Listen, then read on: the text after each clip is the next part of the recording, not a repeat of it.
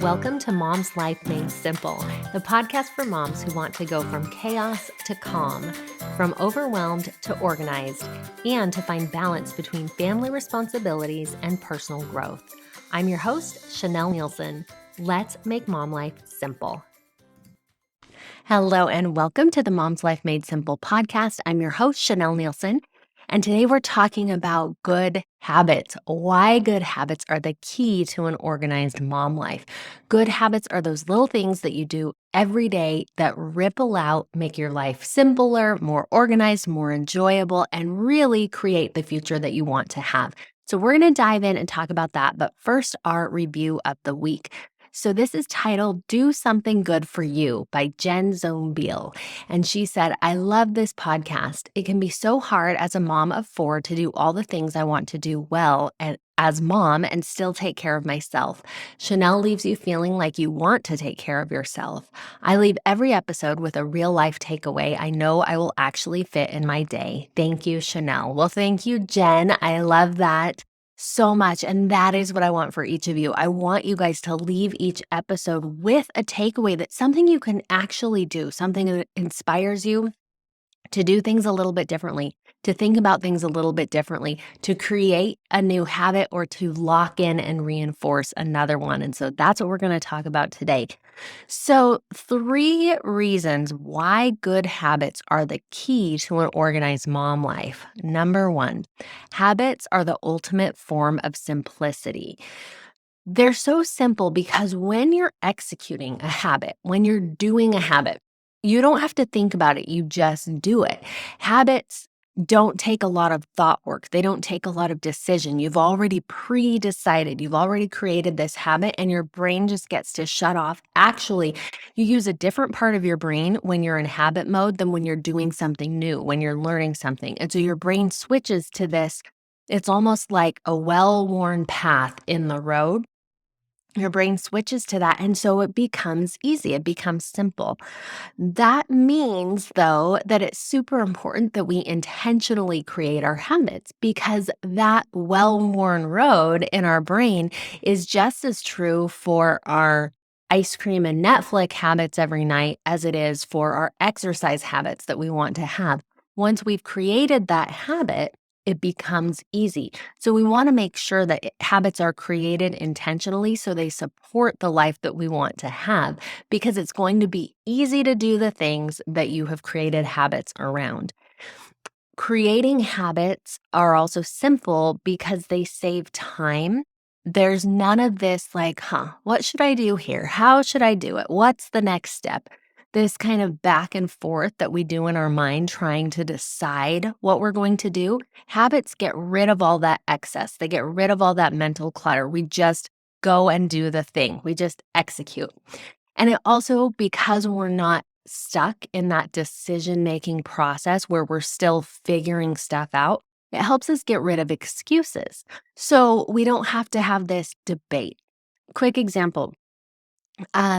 If you want to exercise and maybe like many of us, you don't necessarily like exercise and you think, oh, I should exercise. But if it's not a habit, have you ever had this happen where you just like, oh, I should exercise, but I don't know if I really want to. And you kind of go back and forth, but you don't actually do it. Or maybe it takes a while because there's this whole thing going on in your head. If you have a habit of exercising, you just do it and you cut that whole part out, which is magical because it makes it simple. It makes it easy. Maybe not the exercise is easy, but getting to the exercise is easy. And generally that's the hardest part, right? Okay. So there are a few things I've done this with in my own life, and I can kind of see how these things that used to be hard for me, once I created habits around them, they became easy. So one example of this for me is dishes. I used to let the dishes just pile in the sink, and I wouldn't do the dishes until it was a problem, until they needed to be done. It wasn't something I was doing regularly or had a habit around. It was just like, oh, shoot. Now there's a bunch of dishes in the sink. I better go do the dishes. And it became this like minor emergency like, oh no, I have to do the dishes. Oh, the kitchen is such a mess. Whereas now I have a habit. The habit is first thing in the morning, when the kids are getting dressed for school, I come into the kitchen and I unload the dishwasher from the night before. If there are any dishes that have accumulated in the sink, in the meantime, I load those in. We start the day with an empty dishwasher, or mostly empty dishwasher, and an empty sink. That means that throughout the day, as the dishes, start to get used and get put in the sink, it just takes me a second here and there to load up some dishes. And that simple habit made something that felt really hard, doing this mountain of dishes, feel easy. I have this simple habit around it. Every morning, I don't go in the kitchen and think, what should I do now? What would be a good thing to do? No, I just unload the dishwasher. It's just a habit. It's easy to do, and it makes the rest of my day easier too. I have similar things that have happened with laundry, where it's just a simple put in the laundry every day. At lunch, I switch it over, and then I put the basket away and fold the clothes if needed, or I just throw it in a drawer because that's one of my other life hacks, is not folding very much. I also have habits around self-care. It used to be very hard for me to fit in self-care, and it felt like I never got enough self-care until I made it a habit. And then daily, I was putting in little bits of self-care, and it became easy to get in self-care. You can probably see the same pattern in your own life. Something that feels hard to get to, something that feels like a big deal, once you create a habit around it, it becomes easy. And if you're feeling like there's something like that in your life right now that feels hard, that feels like a big deal, how could you create a habit to make it less of a big deal? And I want to just point out this works for more than just most of my examples have been housework, but also personal care, right? But even relationships. Let's say you have a relationship that's really tough right now. What habit could you create that made that relationship a little bit easier? So maybe it's with a teenager and every time you see them, you're talking to them about chores or homework or getting in late from curfew or whatever things that they're going through. What if you created a habit of every time you see them, you're just going to say something positive? Every time you see them, you're going to start with giving them a hug. Something that simple would then make that hard relationship just a little bit easier. So, whatever's feeling hard, you can create a habit around that thing that's going to bring some ease, bring some normalcy, bring some joy to that thing that feels difficult. Number 2 is habits are key to an organized mom life because of the compound effect.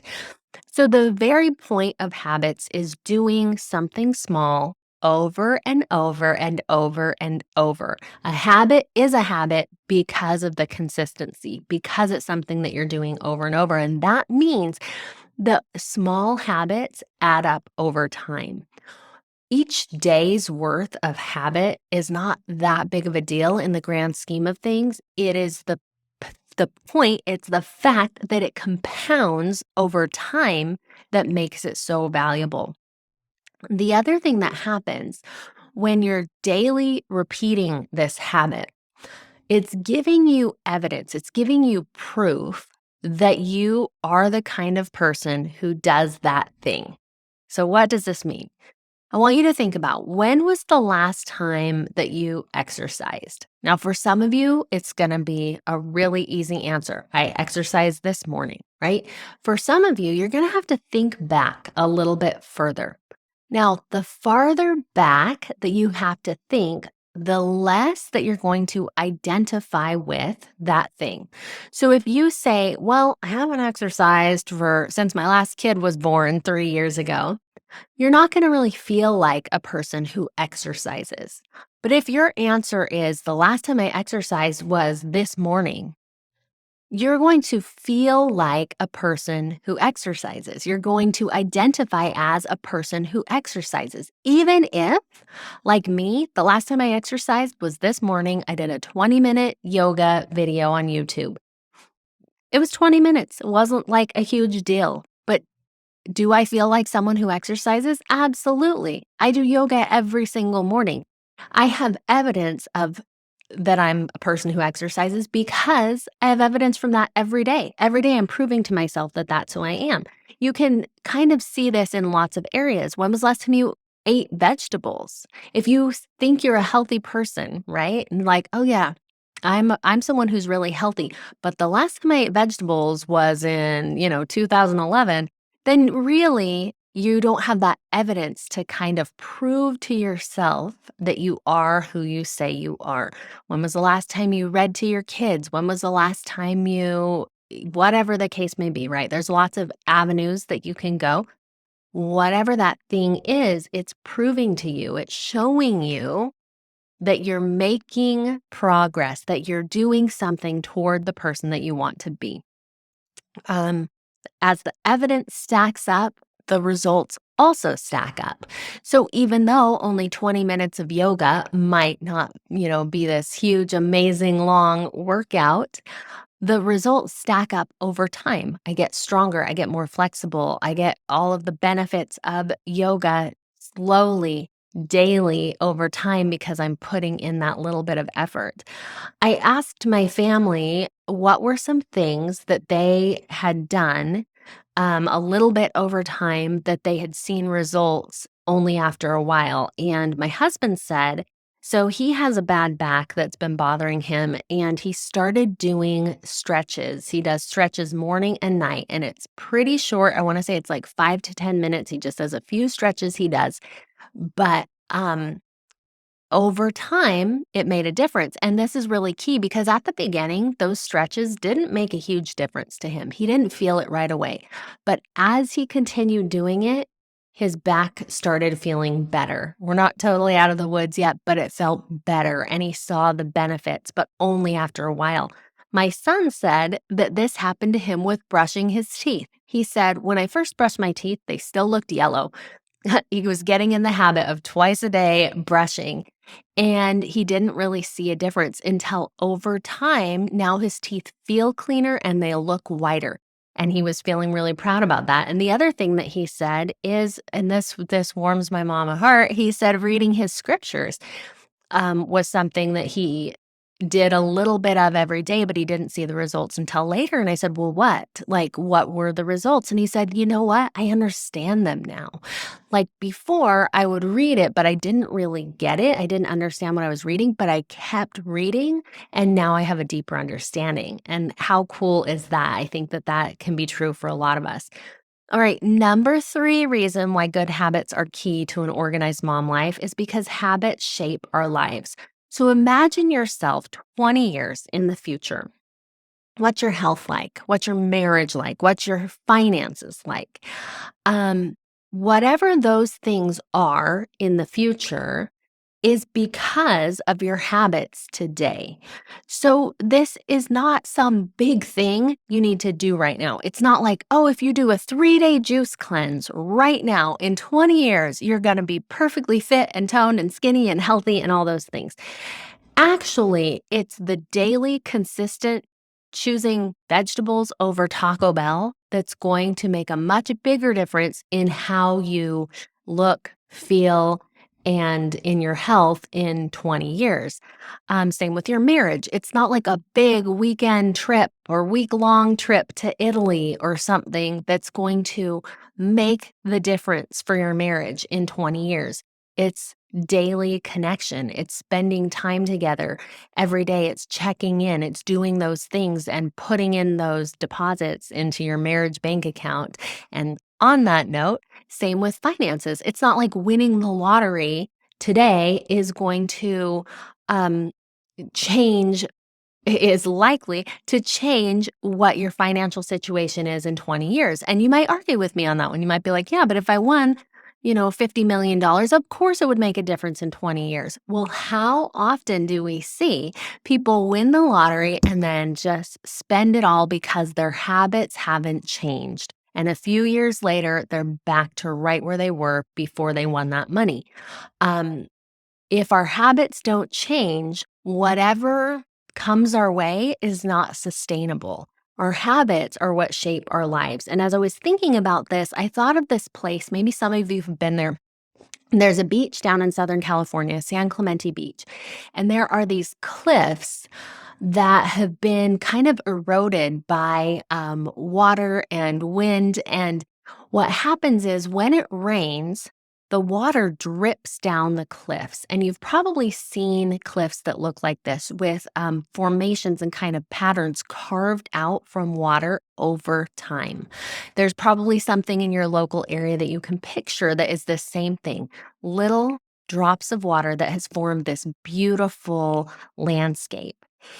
Little bits, little drops of water repeated over and over and over and over. And just like we see in nature is also true in our lives. Habits shape our lives. So those are the three reasons why good habits are key to an organized mom life. One, they're the ultimate form of simplicity. They make your life simple. Two, because of the compound effect, they add up over time. And then three, because habits shape our destiny. They're shaping our future. So I can help you to create good habits, have the habits that create the future that you want. And the way that I do that is through Mom's Life Made Simple group coaching. The next group starts in September. So right now is the time to get on the phone by going to chanelnielsen.com/coaching. That is how you get all the information and you can schedule a call with me to see if it's a good fit for you. So September is the last group at this price before the price goes up. So I would love to have you there. It is going to be an amazing group. We've made a lot of upgrades to the program and you are going to absolutely love it because of the changes that it's going to make in every area of your life. And I can say that because when you get your habits right, and that is just one part of what we do there, it is going to affect your entire life. Okay, I hope this has been helpful. I will see you guys next time. Bye. Thanks for listening to Mom's Life Made Simple. Need some help making your mom life simple? I offer group coaching programs using my 4-step method called the Mom's Method. This is a process of manifestation, organization, mobilization, and simplification that will give you the balance, progress, and joy you're looking for. Visit chanelnielsen.com or find me on Instagram or Facebook at Chanel Nielsen Coaching. I love to hear from you. Reach out with your questions, your feedback, and let me know how I can help make your mom life simple.